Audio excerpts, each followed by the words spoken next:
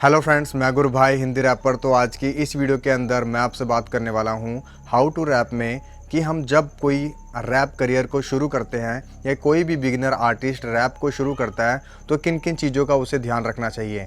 इस टाइप की वीडियोस को मैं 3 पार्ट के अंदर डिवाइड करने वाला हूँ, जिसके अंदर ये पहली वीडियो है और अभी 2 वीडियोस और आने वाली है। और इस पहली वीडियो के अंदर मैं 3 ऐसे टिप्स बताने वाला हूँ जो अगले 2 टॉपिक्स के अंदर जुड़ते जाएंगे। तो इस वीडियो को पूरा देख लेना, तो अगली वीडियो आपको तभी समझ आने वाली है। तो इस वीडियो को फटाफट शुरू करते हैं। लाइक, कमेंट, शेयर और अगर कोई नया आया है तो सब्सक्राइब कर लें और वीडियो को फटाफट शुरू करते हैं। मेरे गाने से तुम भी सीखो जिसको उम्मीद दिखती है, मेरा लिखा दर दुनिया में खुश होके सुनती है। तो दोस्तों, हम बात कर रहे हैं रैप के अंदर अगर कोई भी बिगिनर आर्टिस्ट है तो उसको क्या चीज़ का ध्यान रखना चाहिए। तो पहला टिप यही है कि उसको ज़्यादा से ज़्यादा गाने सुनने हैं। वो गाने कौन से हैं, जिस भी फील्ड से वो जाना चाहता है, रैप के अंदर जाना चाहता है, चाहे वो सिंगर के अंदर जाना चाहता है, तो उसको अपने रैप सॉन्ग्स को ज़्यादा से ज़्यादा सुनना पड़ेगा। अब रैप सॉन्ग सुनने का मतलब ये नहीं है कि रैप सॉन्ग सुन लिया और कुछ भी मतलब बनाने लगे। उसके अंदर आपको वो सुनना पड़ेगा कि उसकी हिस्ट्री कहाँ से शुरू हुई थी, कौन वो इजाद करने वाले लोग थे जिन्होंने वो शुरुआत की थी, और इससे मिलते जुलते आर्टिस्ट कौन कौन से हैं जिनको मैं सुन के अपने आप को बेहतर बना सकता हूँ। अब आपको तब पता लगेगा वो गाने सुनने के बाद, क्योंकि जब वो लोग अपने एक बेसिक फ्लो के अंदर रैप्स करते हैं तो आपको पता लगेगा कि पुराने ज़माने में ऐसे रैप होता था। फिर धीरे धीरे 2000 सीरीज़ के अंदर ऐसे रैप होने लगा और 2019 के अंदर इस ढंग से रैप होने लगा। तो इससे आपको पता लग जाएगा कि फ्यूचर किस तरह से बदलता जा रहा है और हमारा जो पास्ट था उसमें क्या क्या बदलाव हुए थे। तो इससे आपको पता लग जाएगा कि हमें आने वाले टाइम के अंदर किस टाइप के रैप करने बहुत ज़रूरी है। अगर आप पुराने ज़माने के रैप करोगे तो आपको अभी के टाइम के लोग नहीं सुनेंगे, तो आज के टाइम में आपको कुछ नया करना पड़ेगा। तो ये चीज़ तभी पता लगेगी जब आप पुराने गाने सुन लोगे, ज़्यादा से ज़्यादा सुनोगे, आपको पता लगेगा कि किस तरह इन्वेंशंस की जा रही है, किस तरह बदलाव किए जा रहे हैं। अगर मैं आपको एग्जांपल के तौर पे बताऊं कि अगर कोई भी मार्केट में मोबाइल है या आप एकदम नए आए हो मार्केट के अंदर, तो आप कोई भी बेसिक सा मोबाइल देख लोगे जिसमें आपको 2 कैमरे मिलेंगे या 3 कैमरे मिलेंगे और आपको 2 GB 4 GB रैम दिखाई जाएगी और आप सोचोगे कि ये फ़ोन बहुत अच्छा होगा। एक्चुअल में जब आप लोगे तो वो थोड़े दिनों में हैंग कर जाएगा और वो अच्छा नहीं होगा, वो सिर्फ देखने में अच्छा लग रहा है। पर जो इंसान पिछले 10 साल से मोबाइल इंडस्ट्री से जुड़ा हुआ है उसको पूरा पता है कि कौन सा नया मोबाइल है, कौन सा पुराना मोबाइल है।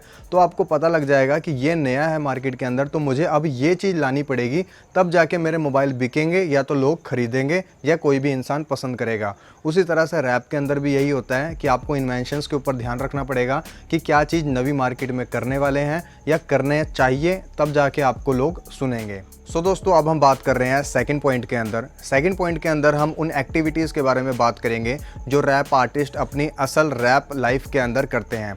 यानी कि अगर कोई भी आर्टिस्ट है, एग्जांपल मान लो रैपर बादशाह हो गए या रफ्तार, बोहेमिया या और भी मार्केट में जो बड़े बड़े आर्टिस्ट हैं, इक्का या पॉपुलर अंडरग्राउंड आर्टिस्ट के अंदर अगर देखा जाए तो वो लोग कैसे कैसे रैप कर रहे हैं, उनका क्या क्या स्टाइल है, उनको आपको जज करना पड़ेगा। उनको जज करने का मतलब ये है कि उनसे आपको सीखना पड़ेगा कि वो लोग ऐसा क्या फ़्लो इजाद करते हैं कि लोग उनको पसंद करते हैं, या कैसी एक्टिविटीज़ वो कर रहे हैं जो बहुत लोगों को पसंद आ रही है। अब ये चीज़ सुनते सुनते आप लोगों को एक गलती एक हो जाती है कि आप लोग भी वैसा ही कोई टेस्ट पसंद कर लेते हो जो आपको पसंद है। तो आप सोचते हो कि मैं भी वैसे ही कुछ करूँगा तो लोग मुझे पसंद करेंगे। पर उस एक्टिविटी को समझने का मतलब ये है कि आपको नया क्या करना है उसके अंदर। उनके अंदर आपको देखना है कि वो ऐसा फ्लो नहीं कर पा रहे हैं जो मैं कर सकता हूँ। आपको अपने आसपास की लैंग्वेज को समझना पड़ेगा, अपने आसपास के बिहेवियर को समझना पड़ेगा, अपने अंदर की एक ताकत को समझना पड़ेगा कि आप जिस लोकेशन पे रहते हो या जिस एरिया में रहते हो वहाँ पर ये चीज़ अभी बहुत कम है, तो अगर मैं करूँगा उस चीज़ में या उस टेस्ट में तो बहुत लोग पसंद करेंगे। तो उस एक्टिविटी को पकड़ना है। एग्जाम्पल के तौर पे एक आइडिया देता हूँ। जैसे कि मान लो हनी सिंह है, वो दिल्ली के ऊपर फोकस करता है, ठीक है, या नेजी है वो मुंबई के ऊपर फोकस करता है, प्रधान वो हरियाणा के ऊपर फोकस करता है, या कोई और आर्टिस्ट अपने अमेरिका के ऊपर फोकस करता है या कहीं पे ही फोकस करता है। तो आप अगर कहीं से भी बिलोंग करते हो तो आप उस एक्टिविटी को पकड़ो कि आप किस जगह से बिलोंग करते हो या कैसे कैसी ऑडियंस को आप पकड़ सकते हो या आपसे मिलती जुलती ऑडियंस कौन है। तो उस एक्टिविटी को पकड़ना पड़ेगा और साथ ही उनके फ्लो को जो मैंने बताया उसको समझना पड़ेगा कि वो लोग फास्ट कर रहा है, कोई स्लो कर रहा है, जैसे एमिनेम फास्ट कर रहा है या कोई आर्टिस्ट स्लो कर रहा है।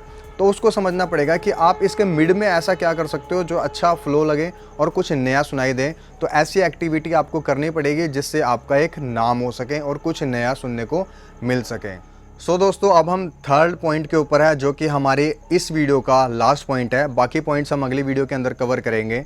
तो इसके अंदर मेन पॉइंट है आपके रैप के जो एक मेमोरी है उसको आपने लिखना है। आपने अभी रैप नहीं लिखना है, अभी सिर्फ आपको अपनी मेमोरी लिखनी है। मतलब कि आपकी क्या याददाश्त है, आपने पिछले जीवन में क्या जिया था, क्या हुआ था, आपको एक्सपीरियंस क्या था, वो सभी कुछ आपको अपने पेपर के ऊपर लिखना है ताकि आप उसको एक स्टोरी टेलिंग के हिसाब से आप लिख सको। अगर आप स्टोरी लिखना समझ गए ना तो आप समझ लो रैप लिखना आप समझ जाओगे। अगर आपको स्टोरी लिखने का एक सेंटेंस पता होगा कि एक पहरा पता होगा कि हाँ इस तरह लोग स्टोरी लिखते हैं, या मान लो अगर कोई भी आपको नोटिस लिखने को दिया स्कूल में, या कोई भी लेटर लिखने को दिया, या कोई भी ऐसे लिखने को दिया, तो आपको पता है कि ऐसे की शुरुआत ऐसी होती है, नोटिस की शुरुआत ऐसी होती है, एप्लीकेशन की शुरुआत ऐसी होती है और एंडिंग ऐसे की जाती है। या कोई भी फॉर्म लिखा जाता है तो उसके साइन यहाँ होते हैं या कोई भी वहाँ होते हैं। अगर आपको इन चीज़ों का पता रहेगा तो आप जब इन चीज़ों के अंदर भी लिखोगे, मान लो एक स्टोरी लिखने का आपको पता है कि once there was a crow, आप एग्जाम्पल के तौर पे आप एक शुरुआत करते हो और मोस्टली कहानियाँ ऐसे ही शुरू होती है, एक दिन की बात है, ऐसे ऐसे। तो आपको पता है कि अगर मैं अपने रैप शुरू करूँगा तो मैं भी कुछ ऐसा ही शुरू करूँगा और उसके बाद मैं अपने रैप को कहाँ एंड करने वाला हूँ। तो इसीलिए मैं बोल रहा हूँ कि इसके अंदर आपको अभी रैप नहीं लिखना है, अभी सिर्फ आपको स्टोरी लिखनी है ताकि आपकी एक मेमोरी ज़्यादा से ज़्यादा बन सके। मान लीजिए अगर आपने 4 स्टोरीज़ लिखी है, एक अपने लव के ऊपर लिखी है, एक माँ बाप पे लिखी है, एक भाई बहन पे लिखी है, एक फ्रेंड्स पे लिखी है, तो 4 स्टोरीज़ आपकी एक लिखी हुई है बहुत बड़ी बड़ी, जिसके अंदर जब आप फ्यूचर में रैप बनाओगे तो उसी में से करेक्शंस करके काट काट के आप अगले महीने 2 महीने जब आप सीख जाओगे तब उसी में से आपकी स्टोरीज़ निकलेगी और स्टोरीज़ के अंदर रैप निकलेंगे और रैप के अंदर फिर आगे से आगे सॉन्ग बनता जाएगा। तो इन 3 बातों का आपको ध्यान रखना है अभी, जो कि बहुत इंपॉर्टेंट है। स्टार्टिंग दौर के अंदर यही 3 चीज़ें सभी जो अंडरग्राउंड आर्टिस्ट हैं वो छोड़ देते हैं और सीधा वो लोग लिखने के ऊपर आ जाते हैं। और लिखने के कारण क्या होता है, उनका जो पिछला बैकग्राउंड होता है उनको खुद नहीं पता होता कि हम लोग किस बिहाफ पे लिख रहे हैं या क्यों लिख रहे हैं या हमारा लिखने का मेन मकसद क्या है, वो कुछ नहीं पता होता उन्हें। तो इस चीज़ को आपको ध्यान देना है। 3 टॉपिक आप इसको पहले मजबूत कर लो, ये समझ लो 1 महीने के अंदर 3 टॉपिक आप इसको मजबूत करो या 3 महीने में 3 टॉपिक को मजबूत करो, तो उसके बाद आपको लिखने में बहुत आसानी होगी, बहुत जल्दी आप ये काम करोगे। तो इस तरह की और वीडियोज़ के लिए मेरे इस चैनल को लाइक, कमेंट, शेयर और सब्सक्राइब कर देना। मैं उम्मीद करता हूँ 3 टॉपिक आपको अच्छे लगे और इसके बाद और भी टॉपिक हैं पर वो 2 वीडियो के अंदर मैं क्लियर करने वाला हूँ। तो अभी के लिए बस इतना ही था। Have a nice day. जय हिंद। तू मेरी जान, तू मेरा ईमान, तू मेरा मान, तुझ पे जान कुर्बान। ये सब बातें हैं पुरानी, ऐसी बातें ना करूंगा, ये सब नकली जुबान, पर तू मुझे पहचान। सीधी बात प्यार की, आई लव यू। जब मैं हूँ तेरे साथ तुझे गम क्यों, भूल जा सब साथ, उड़ चल तू, क्योंकि रात की रानी तो मैं तेरा जुगनू।